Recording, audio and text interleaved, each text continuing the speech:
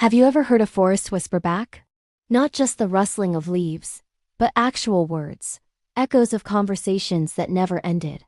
Deep in the forgotten corners of the world, there are ancient woods that are said to hold a strange and terrifying secret. They call it the Whispering Grove, the Forest of Lost Voices, or simply the Echo Wood. Locals will tell you to stay away, especially after dusk. They say the trees in this forest have a memory made of sound. The legend is simple, and that's what makes it so chilling. If you wander into this forest and lose your way, the trees will begin to listen. They absorb every word you speak, every desperate call for help, every frightened whisper. The trees will repeat your words, not as a perfect recording, but as a distorted, eerie echo carried on the wind for decades, even centuries. And if you never find your way out, your voice becomes a permanent part of the forest's haunting symphony. Imagine walking through a dense, sun-dappled canopy. It's beautiful, almost serene, but then you hear it, faintly at first. Is anyone there? A child's voice seems to call from just behind a large oak. You turn, but there's no one. You keep walking a little faster now, and then you hear it again, clearer this time. A woman's voice filled with panic. "We're lost. John, where are you?" The voice sounds like it's coming from every direction at once, a ghostly chorus of the damned. They are the final words of those who were swallowed by the woods. The voices belong to hikers who took a wrong turn, children who wandered too far from a picnic, lovers who sought a secluded spot and found an eternal one instead. Their terror, their confusion, their final pleas are all captured, replayed by the ancient trees for any unfortunate soul who happens to be listening. The science behind it, if you can call it that, is a mystery. Some folklorists speculate that a unique type of fungus, or a strange magnetic field in the area, is responsible for this bizarre acoustic phenomenon. They say certain types of trees, with their dense wood and resonant bark, act like natural recording devices. Others believe it's something far more ancient and supernatural. They speak of a vengeful forest spirit, a genius loci that traps the very essence of those who die within its borders, using their voices as a lure or a warning to others. One of the most famous stories associated with these woods is that of the Miller family in the late 1800s. They were traveling through the region when their wagon broke an axle. The father, Thomas Miller, told his wife and 2 children to stay put while he walked for help. He never returned. Days later, a search party ventured into the forest. They didn't find Thomas, but they heard him. His voice, clear as day, echoed through the trees. "Just a little further," it said. "I see the town lights." They followed the voice deeper and deeper into the woods, but it always seemed to be just ahead of them. The search party barely made it out themselves, and they reported that as they fled, they could hear another voice join Thomas's, a woman's frantic cry. "Thomas, come back! We're scared!" The most unsettling part of the legend is how the voices are said to change over time. At first, they are clear, almost lifelike. But as years turn into decades, they degrade. They become stretched, warped, and filled with a static-like rustle, as if the trees themselves are struggling to remember the exact sound. A desperate shout for help might become a long, drawn-out moan. A name, called out in love, might become a guttural, meaningless syllable. The forest isn't just replaying the sounds. It's digesting them, making them part of its own ancient, terrifying language. This brings us to the most dangerous aspect of the echo wood. The voices can be deceptive. They can mimic the voice of someone you know.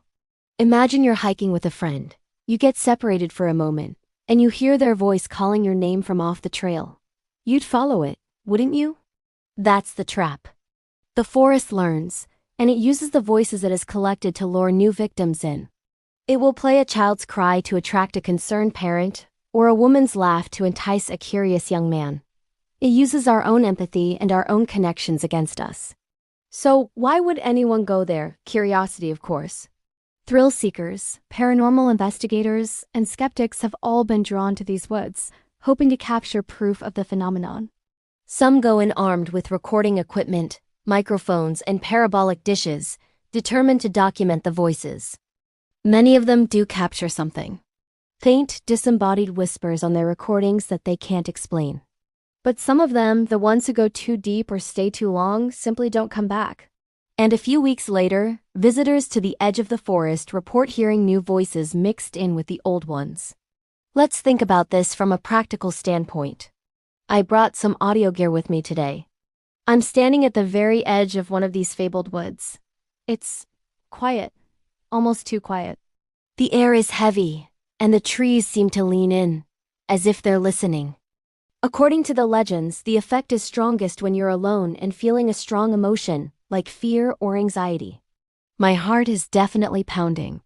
I'm going to set up my recorder here and just listen for a while. It's probably nothing, just folklore, right? Just the wind. I've been recording for about 20 minutes now. Nothing out of the ordinary so far. Just the sound of the wind, some birds. It's actually quite peaceful. Maybe the stories are just that, stories. A way for locals to keep tourists from trampling their forests. It's easy to let your imagination run wild out here. Every creak of a branch, every rustle in the undergrowth sounds like something else. I think I'll pack it in soon. I have to admit I'm a little disappointed. Although part of me is also very, very relieved. Wait, what was that? I think I heard something. It was very faint. It sounded like my name. No, that's impossible. I'm alone out here for miles. It must be my mind playing tricks on me. The power of suggestion. I came out here expecting to hear things, so now I'm hearing them. That's all it is. Still, it sounded so clear. Let me just play back the last 30 seconds of the recording to be sure. Okay, here we go. Okay, there's the wind, a bird, and there. Did you hear that? It's on the recording. It's faint, but it's there. A whisper. It sounds like a woman's voice. That's unsettling. Okay, I'm not going to lie. That has me on edge. I'm going to walk a little further in, maybe get a clearer signal. The legend says the voices get stronger the deeper you go. I'm staying on the main path. I'm not going to get lost. But my curiosity is getting the better of me. The sun is starting to set, casting long, strange shadows. The whole atmosphere has changed. It feels like the forest is watching me. Every tree looks like a silent sentinel. I'm going to stop here for a moment and just listen again. My microphone is picking up. Something more now. It's not just one voice. It's a murmur, like a crowd of people all whispering at once. You can't make out any words, just a jumble of sounds. It's an incredibly disturbing sound. I need to get out of here. This is not a good idea. The sun is almost down and I don't want to be in these woods after dark. I'm heading back to the car. I feel like I'm being followed. I know it's just paranoia, but I can't shake the feeling. I keep glancing over my shoulder, but there's nothing there but trees and the whispering. It's getting louder. I can almost make out words now. Stay. One voice seems to say. Lost, says another. This is insane. I just need to get back to the path. My heart is racing. I can see my car. I made it. That was one of the most terrifying experiences of my life. I don't know what that was in there, but it wasn't the wind. The voices were real. I have them on my recorder. I'm never coming back here again. I just need to catch my breath for a second before I leave. Let me just check the recording one last time. Make sure I captured that last part. Okay, playing it back now. There's the sound of my footsteps running, my heavy breathing, and the voices. But what is that? There's another voice in the mix now, a new one. It's clearer than the others. It's saying something. It's so beautiful in here. You should stay forever. Don't leave us. That voice. It's my voice. But I never said those things. I never said any of that.